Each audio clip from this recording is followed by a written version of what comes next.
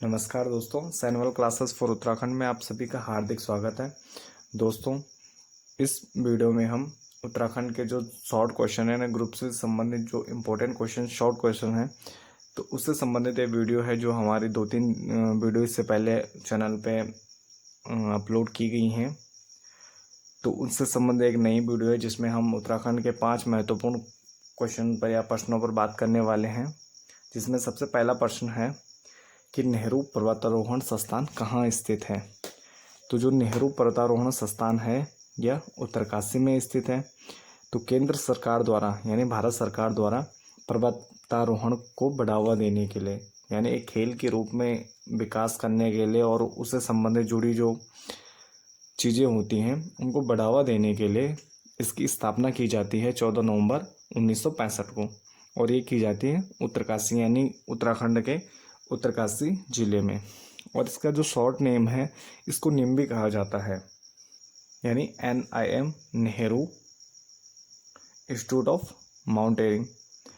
तो इसके बाद इससे जुड़े जो इम्पोर्टेंट फैक्ट है कि केदार घाटी के पुनर्निर्माण में इसने विशेष योगदान दिया था। यानी जब केदार घाटी में जो आपदा आई थी, यानी 16 जून 2013 को जो आपदा आई थी, तो उसमें केदार घाटी को दोबारा से जो डेवलप किया गया है यानी पुनर्निर्माण किया गया है, तो उसमें जो निम है यानी पर्वतारोहण संस्थान है, इसकी महत्वपूर्ण भूमिका है। उसको दोबारा से बसाने में महत्वपूर्ण भूमिका नेहरू पर्वतारोहण संस्थान ने निभाई है। और यह केंद्र सरकार का एक उपक्रम है, यानी केंद्र सरकार द्वारा इसे संचालित किया जाता है। और इसमें हिमालयन संग्रहालय यानी नेहरू पर्वतारोहण संस्थान में इसका अपना एक संग्रहालय है जिसे हिमालयन संग्रहालय कहा जाता है। और इसमें जो ये हमारा निम है यानी नेहरू पर्वतारोहण संस्थान है, इसमें सर्च एंड रेस्क्यू कोर्स कराने वाले एशिया का यह इकलौता संस्थान है। यानी केंद्र सरकार द्वारा पर्वतारोहण से संबंधित चीज़ों को बढ़ावा देने के लिए इसकी स्थापना की गई है, और इसकी स्थापना 14 नवंबर 1965 में की गई है। और यह सर्च एंड रेस्क्यू कोर्स, जो इसमें इम्पोर्टेंट फैक्ट है कि सर्च एंड रेस्क्यू कोर्स कराने वाला एशिया का एकमात्र संस्थान है।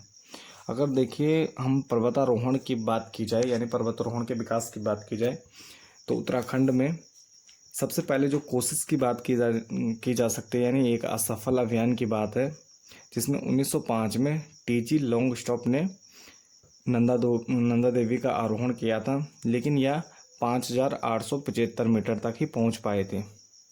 यानी ये पूरा चोटी तक नहीं पहुंच पाए, यह अभियान इनका असफल रहा था। लेकिन प्रयास की बात की जाए तो इन्होंने पहला प्रयास किया था। तो अगर इसके सफल अभियान की बात की जाए तो सफल अभियान का शुभारंभ टिलमैन और ओडले द्वारा ये 1936 में इन्होंने नंदा देवी यानी जो उत्तराखंड की सबसे ऊंची चोटी है, जिसकी ऊंचाई 7817 मीटर है, तो इसका इन्होंने सफल आरोहण किया था। और तब से ही यहाँ पर पर्वतारोहण को एक खेल के रूप में बढ़ावा मिलना प्रारंभ हो जाता है। तो आइए दूसरे प्रश्न की ओर आगे बढ़ते हैं। इसमें जो दूसरा क्वेश्चन हमारा, इंडियन नाइज हम यानी जो इंडियन नाइज हम पुस्तक है उसके लेखक कौन है।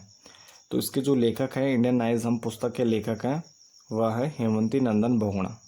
अगर हेमवती नंदन बहुगुणा की बात की जाए तो इनका जो जन्म है वह 25 अप्रैल 1919 को पौड़ी में होता है। और इनकी डेथ की बात की जाए तो इनकी मृत्यु है तो ये 17 मार्च 1989 यानी 1989 में इनकी डेथ हो जाती है। और इनके जो प्रमुख उपनाम है, इनको धरती पुत्र या हिमपुत्र भी कहा जाता है। हिमपुत्र इनको नेहरू जी ने कहा था। और ये इनके से संबंधित जो प्रमुख फैक्ट है, यह 2 बार यूपी के मुख्यमंत्री रह चुके हैं। और अपने इसी कार्यकाल के दौरान ही 1967 और 68 में इन्होंने उत्तराखंड यानी जो उत्तराखंड का हमारा पहाड़ी क्षेत्र था उसके लिए इन्होंने पर्वतीय विकास मंत्रालय ने अलग से एक मंत्रालय या विभाग की स्थापना की थी 1967-68 में। इसके बाद हमारा नेक्स्ट क्वेश्चन है, आरोही परियोजना संबंधित है, यानी जो आरोही परियोजना है वह किस क्षेत्र से संबंधित है। तो जो आरोही परियोजना है या हाई स्कूल और इंटरमीडिएट यानी जो समस्त विद्यालयों में कंप्यूटर शिक्षा उपलब्ध कराने से संबंधित है। तो यानी आरोही परियोजना किससे संबंधित है? तो यह कंप्यूटर शिक्षा उपलब्ध कराने से संबंधित है और इसमें समस्त हाई स्कूल और इंटरमीडिएट में यह शिक्षा दी जाती है। और इसके अगर जो ये परियोजना की बात की जाए तो इसका जो प्रारंभ है या शुभारंभ किया गया या 19 मई 2002 में किया गया, यानी जब उत्तराखंड बना ही था तो उसके बाद यह परियोजना प्रारंभ की गई थी। और इस परियोजना के तहत इस परियोजना के तहत स्कूलों और डाइटों में कंप्यूटर लैब एक स्थापित की जाती है। और इसका जो प्रमुख लाभ है तो इससे जो हजारों छात्र छात्राएं हैं और शिक्षक हैं वह कंप्यूटरी शिक्षा से प्रशिक्षित किए जा चुके हैं और किए जा रहे हैं। और इसमें जो ये आरोही परियोजना है यह उत्तराखंड सरकार द्वारा माइक्रोसॉफ्ट और इंटेल कंपनियों के सहयोग से चलाई जा रही है। यानी कंप्यूटर के क्षेत्र में जो प्रमुख कंपनियां हैं माइक्रोसॉफ्ट और इंटेल, तो इनके सहयोग से यह परियोजना उत्तराखंड में चलाई जा रही है। और इसी के तहत माइक्रोसॉफ्ट देहरादून में माइक्रोसॉफ्ट अकादमी की स्थापना भी की गई है। इसके बाद हमारा नेक्स्ट क्वेश्चन है कि ब्रिटिश सरकार द्वारा उत्तराखंड के किस व्यक्ति को कंपेनियन ऑफ इंडियन एम्पायर अलंकरण से विभूषित किया गया है? यानी ब्रिटिश सरकार द्वारा उत्तराखंड के किस व्यक्ति को कंपेनियन ऑफ इंडियन एम्पायर अलंकरण से विभूषित किया गया, यानी किसे यह अवार्ड दिया गया? तो यह अवार्ड दिया गया था पंडित नैन सिंह रावत जी को।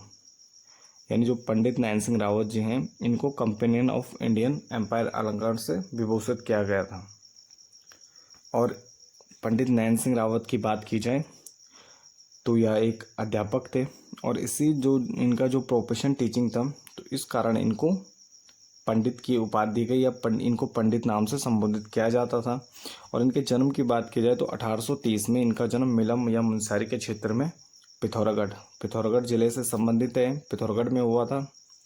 और इनको जो अवार्ड देने का कारण था, इतना प्रमुख इनको अवार्ड दिया गया, क्यों दिया गया? इन्होंने 1866 में नेपाल सीमा से ल्हासा यानी तिब्बत का क्षेत्र है, तिब्बत तक इन्होंने जो कठिन सर्वेक्षण का कार्य किया था।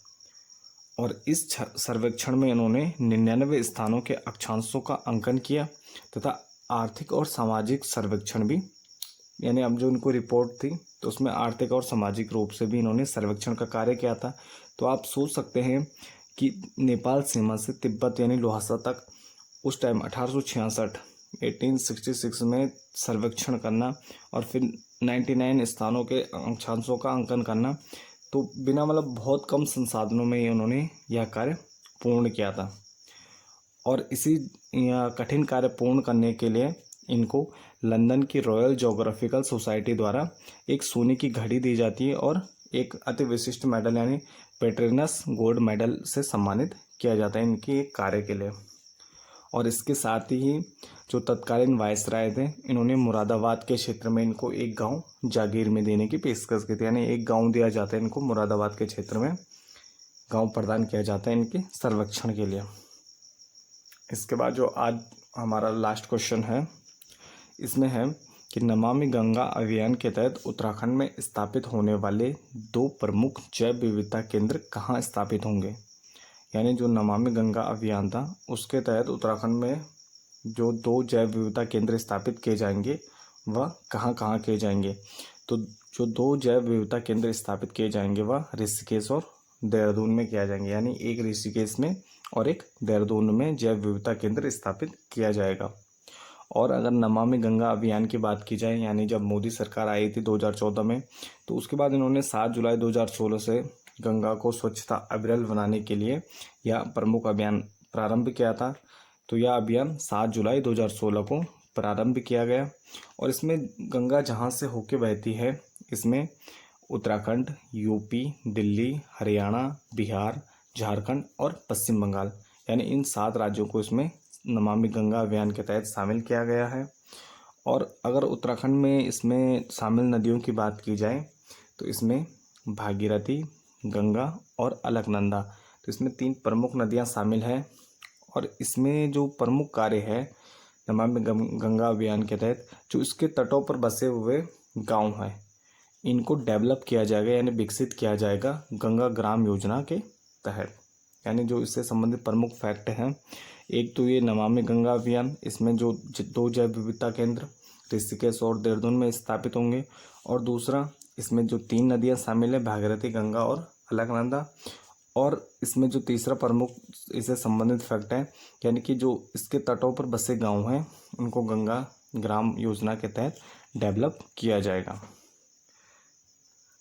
इसके साथ ही हमारे आज की वीडियो यहीं समाप्त होती है। मिलते हैं फिर एक नेक्स्ट वीडियो में एक नेक्स्ट टॉपिक के साथ। तब तक के लिए धन्यवाद।